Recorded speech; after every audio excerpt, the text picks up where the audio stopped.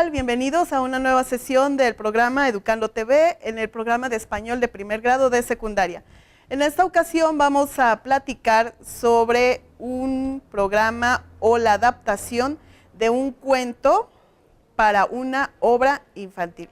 Recuerda, soy la maestra Katiusha Toledo y empezaremos con esta sesión para ver las herramientas y adaptar este cuento infantil a una obra de teatro, ¿sí? Bueno, el propósito de esta ocasión va a ser en que te voy a dar todas las herramientas y la teoría que vamos a manejar a lo largo de 3 sesiones, en donde vamos a llegar a la conclusión de una obra de teatro representada por alumnos de secundaria. Este cuento va a ser incluyente, ya que vamos a trabajar con alumnos con capacidades diferentes y en este caso vamos a trabajar con alumnos y con el maestro Rogelio para ver el trabajo del braille y trabajar con alumnos que son ciegos en la clase, ¿sí? Bueno, pues entonces ante este trabajo y con el propósito de que hagamos más incluyente nuestras clases, es por eso que vamos a desarrollar esta actividad en esta ocasión.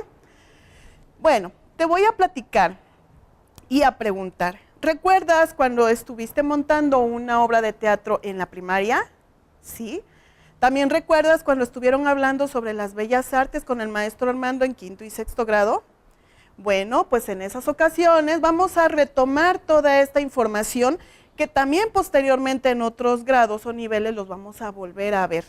Es importante entonces que toda la información que veamos en esta clase la podamos tomar en cuenta para los trabajos, ya que las obras literarias, los cuentos y las obras de teatro son una parte importante en la materia de español. Bueno, en la imagen te voy a mostrar cuáles son las bellas artes. Aquí vas a ver entonces en la cámara, en la imagen de la televisión, las bellas artes. La primera que te muestro es sobre la danza.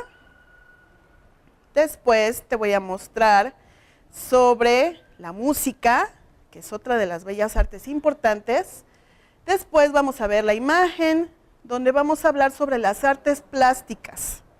Y la que nos interesa retomar en este momento y en esta clase es sobre el teatro. ¿Sí? Ahí vas a ver la imagen sobre la escenografía o de un teatro, cómo está compuesto, las butacas, todos los espacios en cómo se maneja el teatro. Bueno, en esta ocasión entonces, ahora te voy a platicar un poquito y voy a darte un poquito de lectura sobre el teatro y cómo ha ido cambiando a lo largo de la historia.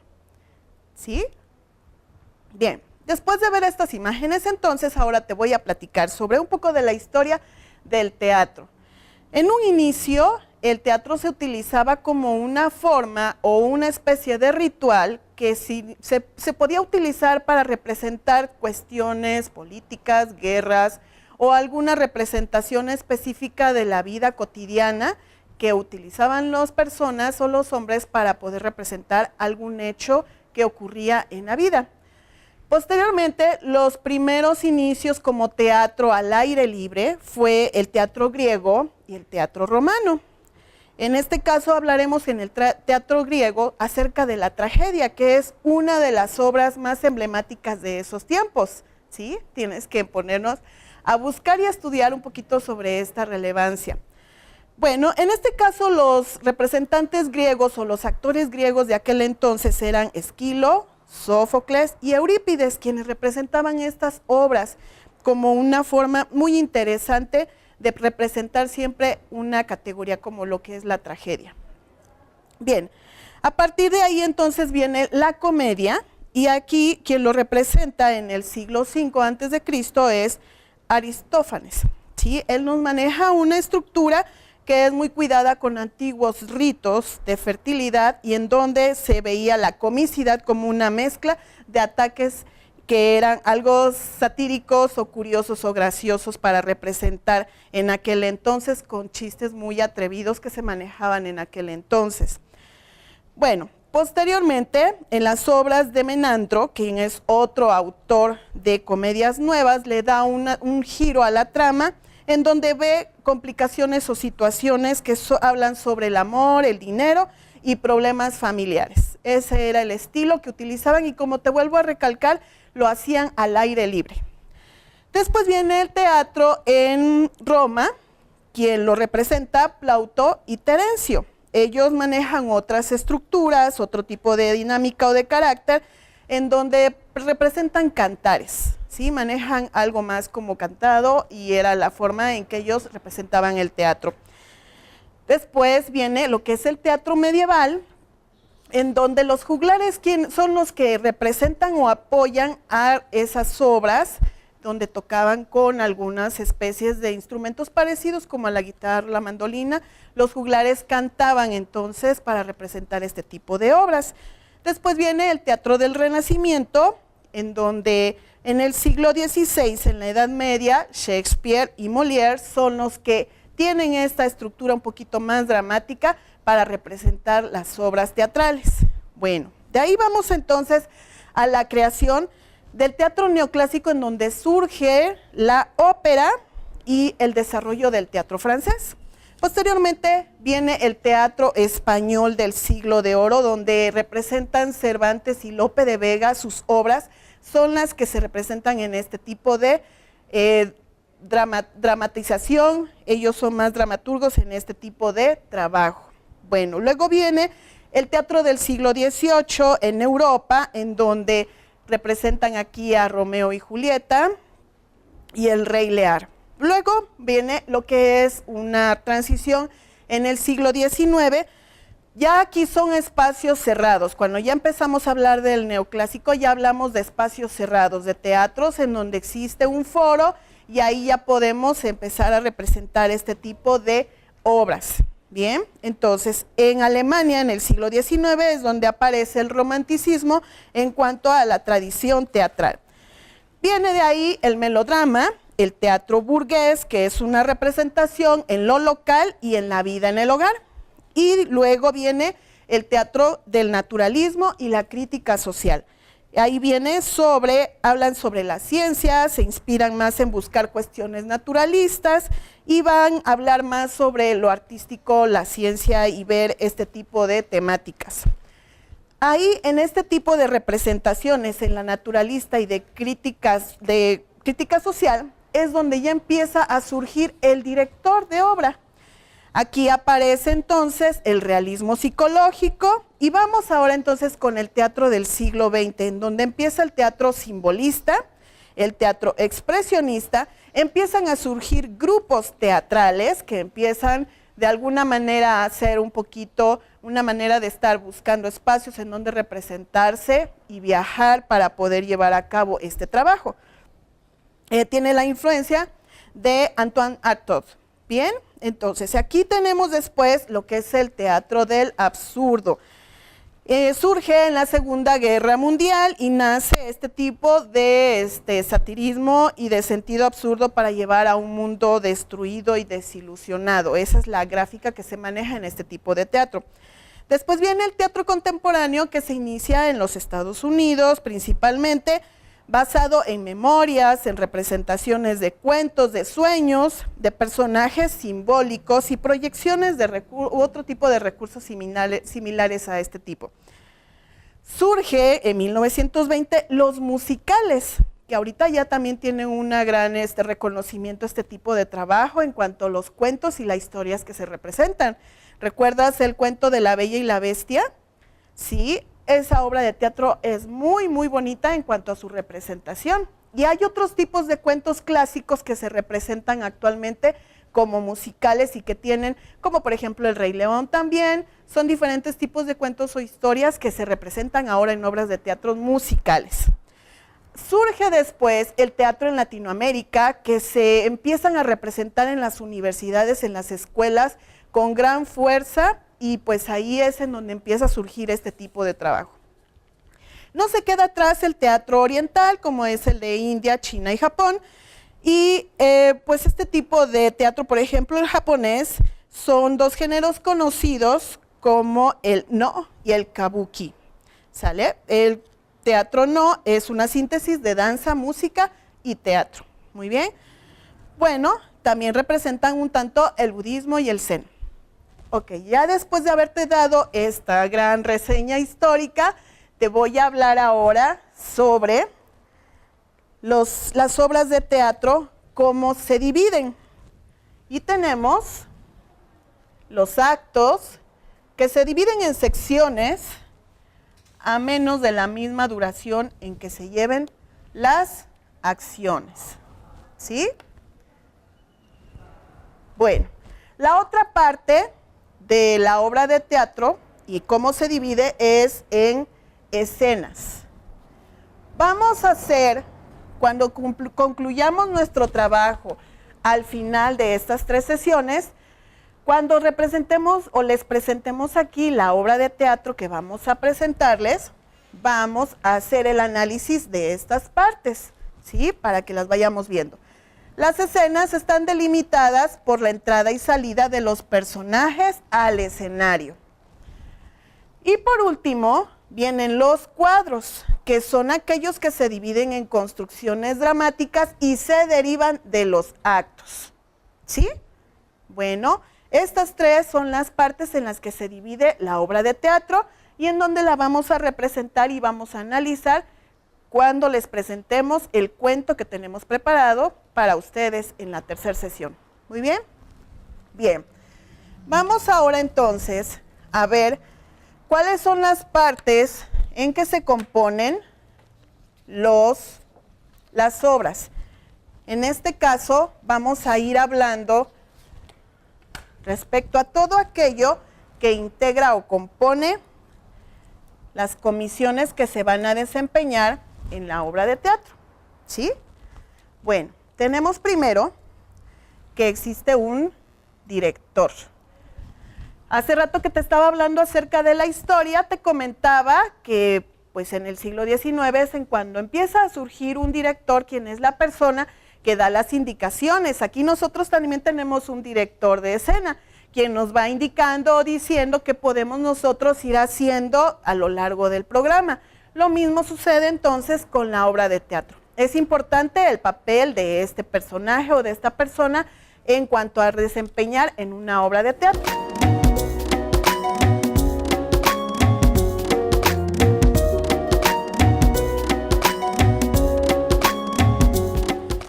Después tendremos la escenografía, ¿sí? Puedes tú buscar recursos en la clase o en la escuela, buscar, tal vez presentarlo en el patio de la escuela o tal vez dentro del mismo salón, hacer murales, buscar diferentes aspectos que te puedan servir para que tú puedas representar en tu escenografía de acuerdo a la historia que vayas a representar. Posteriormente hay otro punto importante que es la utilería, es decir, todos aquellos muebles, artículos, no sé, tal vez podamos manejar trastes, alguna plantita, en fin, todo aquello que te pueda servir para que puedas tú darle un mayor énfasis a tu obra de teatro. Luego viene otro punto muy interesante que es el vestuario. Debemos de recordar que de acuerdo a la caracterización del personaje es el que vamos a utilizar para poder hacer mucho más énfasis en los personajes que van a representar la obra. Luego viene la sonorización. Puedes contar o no con este elemento, ya que es un poquito más complicado, pero tal vez si tu obra de teatro la puedes utilizar con herramientas o con otras personas que te puedan ayudar para sonorizarlo, le puedes poner entonces este elemento, ¿sí? Ponerle músicas, efectos de sonido, todo aquello que hace que la trama se vaya haciendo más interesante en la obra de teatro que representes. Y el espacio escénico, ¿sí? El espacio donde vamos a presentar toda la obra y todos estos elementos ya se van a conjuntar. ¿Sí? También es muy importante que veamos el aspecto psicológico de cada uno de los actores de la obra, pero eso lo veremos en la siguiente sesión, donde vamos a hablar sobre el cuento en referencia a cómo lo vamos a manejar para apoyar a alumnos con discapacidades diferentes, entonces, para que lo podamos trabajar en la clase. ¿Muy bien? Bueno, después de ver todas estas partes o elementos que integran a la obra de teatro, ahora vamos a hablar de otro punto muy importante, que son los elementos de la obra de teatro. A ver, bueno, hace rato te hablaba o tomábamos un término que se llama trama, ¿sí? Es un relato no necesariamente cronológico. Vamos a enderezar tantito. Va a tener acontecimientos que son presentados por un autor o un narrador o un lector. En los cuentos, a veces cuando los leemos, siempre existe un narrador de la historia. No propiamente se habla o se utiliza a los personajes hablando sobre el cuento. En ocasiones sí se manejan esos diálogos que cada uno de los integrantes de la historia van a ir hablando o utilizando a lo largo del cuento, pero por lo regular cuando vemos un cuento siempre existe un narrador. Y a veces vienen los pequeños diálogos que pueden tener cada uno de los personajes que están dentro de la historia. Bueno, de ahí viene el ambiente. Esto se va a relacionar con el estado de ánimo que tengan cada uno de los personajes que vayan a interpretar la historia. Pueden ser de tensión, de alegría, de preocupación, relajados. Pueden utilizar diferentes formas en cómo puedas expresar tu diálogo, ¿sí? Bueno, ahora, vamos entonces ahora a ver sobre el punto de la intriga. Es donde vamos a generar el interés, donde vamos a lograr que la persona quiera llegar al final de la historia, ¿sí? Muchas veces eso como que si no le ponemos el énfasis en la intriga de la historia, del cuento, de la trama que estamos representando, a veces ya le perdemos el interés a la historia, a lo que queremos representar en una obra de teatro. Por eso es muy interesante y muy importante que al momento en que vayas a hacer los diálogos del cuento, te fijes en enfatizar esta parte para que tus compañeros sientan el interés de esta obra que vas a representar. Bueno, el diálogo, recordemos la vez pasada que estuvimos hablando sobre la comunicación, que se da entre dos personas o más, ¿sí? Hay siempre alguien, una fuente o un emisor, quien va a recibir esa información y va a haber un receptor de esa comunicación que queremos representar en la historia o en el cuento. Bueno, recordando que el propósito de nuestra sesión es el adaptar una obra de teatro clásica al contexto actual, debes de pensar en utilizar qué elementos pueden ser necesarios para que tú los utilices de manera que puedas tal vez representar alguna problemática que tengas en tu comunidad o que tengamos tal vez en nuestro país. Así que por eso es importante que tus diálogos del cuento que tú vayas a escoger o del cuento que escojan ustedes en clase pueda tener un énfasis o una representación gráfica acerca de los problemas actuales que tenemos en la juventud, ¿sí? O tal vez que tengamos en la sociedad en general. Bien, aquí vamos entonces a indicar cuál va a ser la participación de los personajes. Yo creo que es importante también que consideren que participen varios personajes dentro de la historia, que no solamente cuenten con 2 o 3 personas, puedan incluir a más compañeros para que así puedan hacer más interesante su historia, su cuento o la obra que vayan a representar, ¿sí? Por lo tanto, deben de considerar muy importante todos los elementos que les estoy mencionando para que su obra tenga importancia y relevancia y pueda trascender. Ahora, debemos de ver sobre los tipos de argumentos. Hemos visto argumentos descriptivos en donde hablamos o explicamos o especificamos alguna investigación que llevamos a cabo y lo podemos llevar al debate. En este caso, debemos de ver argumentos teatrales o argumentos para que podamos nosotros tener un soporte o una fuerza suficiente en la obra de teatro que vamos a representar, ¿sí? Así que debes de buscar entonces muy bien esta diferencia entre el argumento teatral para que puedas tener un énfasis en este tema. También vamos a ver los signos de puntuación.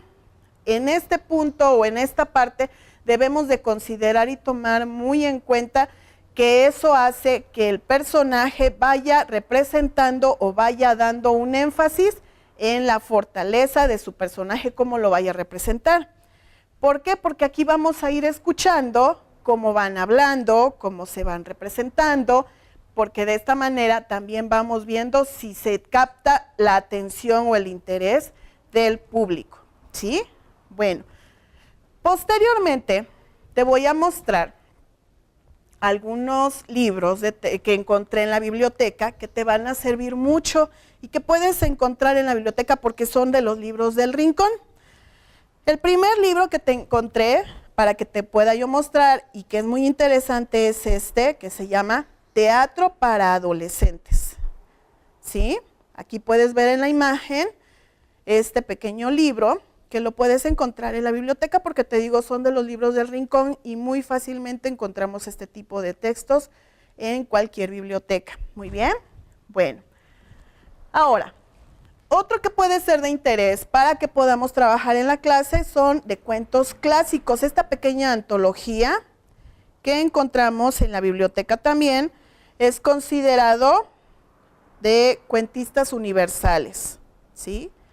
Puedes tú buscar tal vez cuentos latinoamericanos, cuentos universales, pero se trata de que nosotros enfaticemos obras clásicas. ¿Recuerdas en el jardín de niños, cuando tu maestra te contaba cuentos o historias? Bueno, aquí te voy a mostrar el cuento principal que nosotros vamos a representar, pero en un contexto actual, que se llama Caperucita Roja, de los hermanos Grimm. Elegimos este cuento, todo el equipo que estamos trabajando con esto, con este cuento, con esta historia. Entonces, el cuento que contamos o que tomamos fue el de Caperucita Roja. Muy bien. Aquí estuvimos en un trabajo con la maestra Elizabeth y con el profesor Rogelio para determinar esta historia. Aquí también otra obra clásica, porque les vuelvo a reiterar, son cuentos clásicos u obras clásicas las que vamos a definir. Tenemos el de La Bella Durmiente, ¿sí? También para que lo vayas buscando y puedas ir viendo.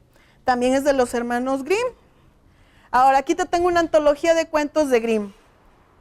Estas personas o estos hermanos se referían mucho a hacer analogías de historias, de cuentos, de acuerdo a situaciones o relevancias que sucedían hace 2 siglos, 3 siglos, que ellos empezaron a redactar estos cuentos para que las personas buscaran en este tipo de historias o relatos alguna situación del contexto que estaba ocurriendo para evitar que te metieras tal vez en algún problema, ¿verdad? Si recuerdas más o menos que las historias se tratan de eso, de darte una analogía para evitar de que tú te metas en algún problemita. Bueno, aquí tenemos, este otro es de mitos, cuentos, leyendas de los 5 continentes, ¿sí? Para que vayas tomando como referencia todos estos cuentos y no solamente te enfoques en un cuento que sea mexicano, sino puede ser internacional. Y aquí te tengo otro cuento clásico,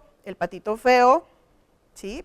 Estuve buscando diferentes cuentos, fueron los que más conocemos, los que más tenemos como representación, ¿sí? Entonces, es muy importante que tomen en cuenta su historia, su cuento, que vayan leyendo diferentes tipos de novelas, de cuentos, de historias, pero que leamos, que seamos unos lectores activos siempre, ¿sí? Que nos interesemos en las historias, en las narraciones, en todo aquello que podamos nosotros contextualizar a nuestro presente. Bueno, pues esperemos que en las siguientes sesiones te parezca muy interesante el trabajo que vamos a hacer para que podamos empezar a incluir a todo tipo de alumno en las clases y de esta manera podamos tener un apoyo o soporte para trabajarlo en la escuela. Te agradezco la atención a esta sesión, te envío un cordial saludo, envío saludos ahora para la región del Istmo, a todos los amigos de por allá y pues espero que pronto nos podamos ver, les mando muchos saludos y abrazos a todos por allá para que sigan apoyando y viendo este programa. Recuerden visitar el blog de Educando TV YEPO para que ahí pongan sus comentarios y todo aquello que nos pueda servir de relevancia. Soy la maestra Katiusha Toledo, fue un gusto haber estado con ustedes. Recuerden, estamos en la materia de español de primer grado de secundaria. Nos vemos hasta la próxima, gracias, hasta luego.